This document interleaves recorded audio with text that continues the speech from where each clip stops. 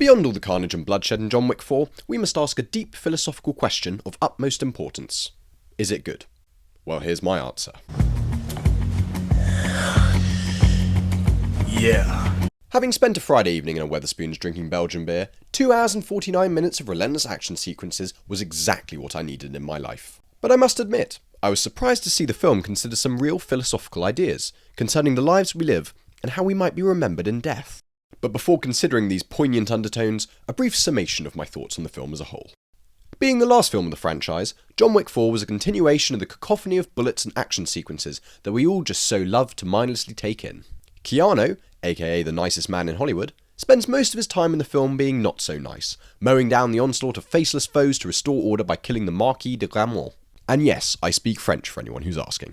And this is no ordinary Frenchman, because he has unsurprisingly exceptional tailoring and an immaculate dress sense for the world of high-league criminality.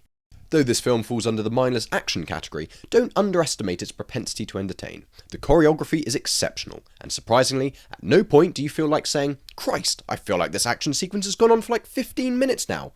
Because it has, only you're too absorbed in the film to even notice.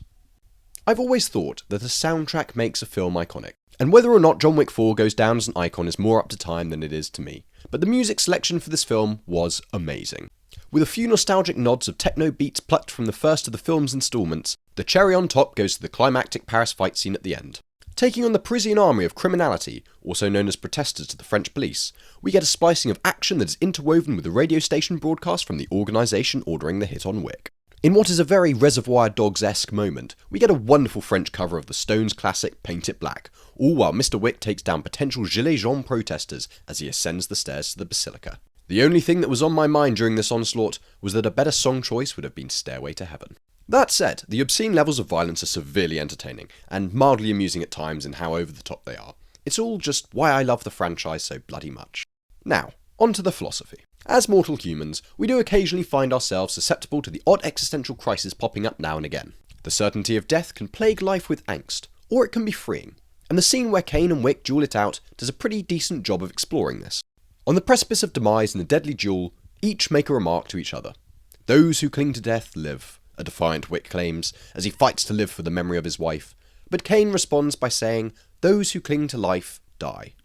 It's an interesting positing of two diametrically opposed ideas. Is our existence one where we fight for every inch of our life, or is it one where our existence is futile? Because in the long run, we're all dead anyway. Well, personally, Wick represents a degree of defiance, a stoic stance that says life is worth living, and that in suffering we can find something to live for, be it small like a memory, or large like an effect on the world. And this contrasts nicely with Kane's more nihilistic standing, where holding on to something for too long is in itself a form of death. Wick's reason to live is personal. Memory exists only in the eye of the beholder. But Kane's reason, on the other hand, is external. It is for the life of his daughter that Kane does what he does. I wouldn't be surprised if he was indifferent to his own existence, given how he gave his eyes to the table. I think the problem, though, with presenting opposing views like this is the implied notion that somehow one of the two must be right.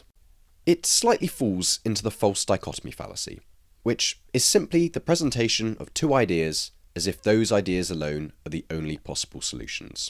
And I say this because I don't think we need to say whether Kane or Wick is right, because at the end of the day, they're both doing something they believe has meaning, and it is this that bestows upon them purpose, and as such, a reason to live. So, whether you foster homeless guinea pigs, count blades of grass, or just try to make the lives of those around you as wonderful as they can possibly be, don't stop doing what you do. Because if you truly believe your actions are meaningful, then they'll be a surefire way to keep at bay the battle with existential dread. If you have any thoughts on John Wick 4 or any of the other films in the franchise for that matter, leave your thoughts in the comments below, and thank you for watching.